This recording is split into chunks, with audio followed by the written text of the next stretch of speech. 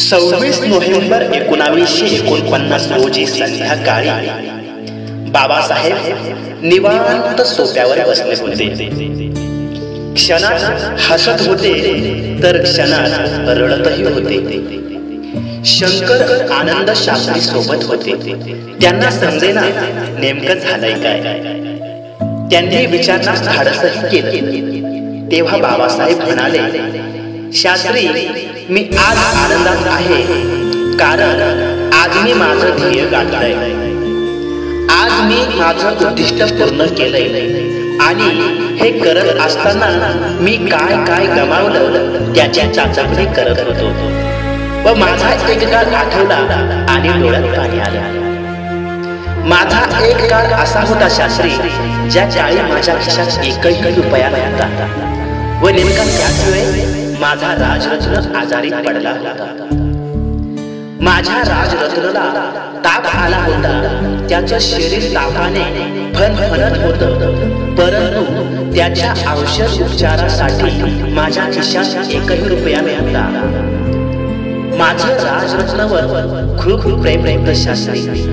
अरे, नेमकाच बोलायला लागला होता, नेमकाच चालायलाही लागला होता. औषध उपचारा नसल्यामुळे त्याचा ताप वाढतोय हे मला ठाऊक होतं रे, परंतु त्याला छातीशी कवटाळून रडण्याशिवाय माझ्याकडे कुठलाच पर्याय नव्हता. शास्त्री, माझा राजरत्न माझ्या छातीशी कधी गतप्राण झाला हे मला सुद्धा कळलं नाही.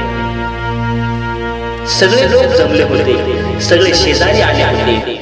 एक जण माझ्याकडे आला आणि म्हणाला, बाबासाहेब, राजरत्नचा आता अंत्यविधी करावा लागेल. त्यासाठी त्याला नवे कपडे घ्यावे लागतील.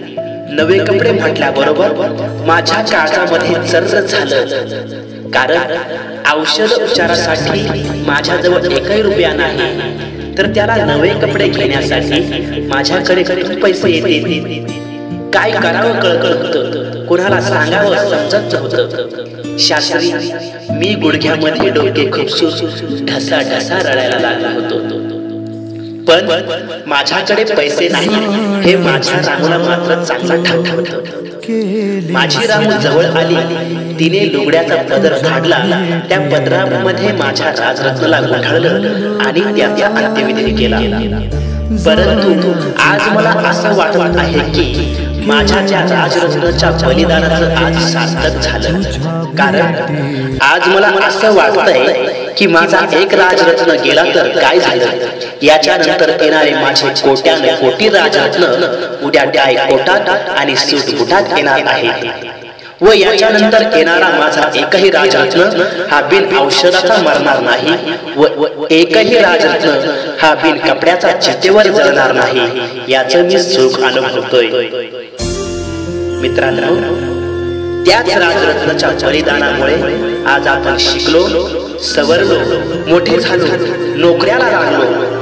परंतु त्या बाबासाहेबांसाठी आपण काय केलं हे प्रत्येकाने आपापल्या काळजाला विचारण्याचा प्रश्न आहे. असो, शेवटी एकच म्हणेल, बाबा भंगली एकदा संपली हो कथा, बाबा भंगली एकदा संपली हो कथा, कुणी नाही इथे कुणाचा राहिला, एक तुकडा इथे एक तुकडा तिथे, एक तुकडा इथे एक तुकडा तिथे, बाबा तुमच्या काळजाचा मी पाहिला, बाबा तुमच्या काळजाचा मी पाहिला, बाबा तुमच्या काळजाचा मी पाहिला.